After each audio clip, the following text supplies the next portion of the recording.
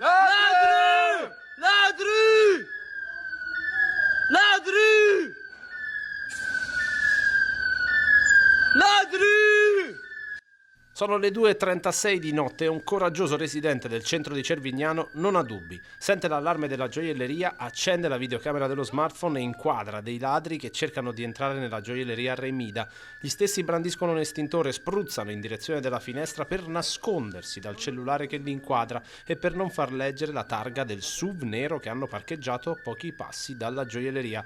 Non hanno fatto bene i calcoli i malviventi perché il sistema di allarme dei primi anni 2000 della gioielleria funziona benissimo e tra l'altro mette in allerta i vicini carabinieri oltre che i poliziotti che pernotano solitamente all'hotel lì vicino. La rete dei residenti funziona così come quella delle telecamere e il colpo va a vuoto. I malviventi sono scesi e hanno cercato di forzare la serranda laterale della gioielleria Remida, come si può vedere molto bene dai segni, una forzatura importante che però ha fatto scattare l'allarme, un allarme che tra l'altro ha subito svegliato i residenti nelle ore notturne, una rapina sventata, tanto spavento abbiamo captato anche negli esercizi commerciali nei dintorni per quanto avvenuto questa notte qui a Cervignano. Alla fine per la famiglia che gestisce la gioielleria è un sospiro di sollievo, al di là dei danni alla serranda e delle incombenze burocratiche del giorno dopo. I ladri non riescono a portare via nulla e desistono scappando poco prima dell'arrivo delle forze dell'ordine.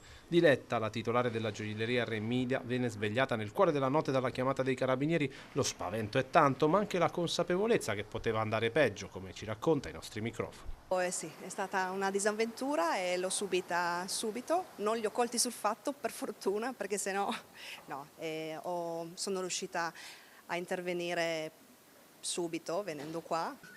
Diciamo ho subito un po' di paura perché sono intervenuta qua da sola, però quando mi hanno avvisato ovviamente non potevo fare a meno di intervenire. E loro erano già scappati e poi ho aspettato i carabinieri. Infatti prima di uscire di casa ho preso anche un po' di paura perché insomma metti caso che venivano anche da me dove abitavo, non è stato bello uscire di casa, avevo un po' di paura in realtà, un po' di timore.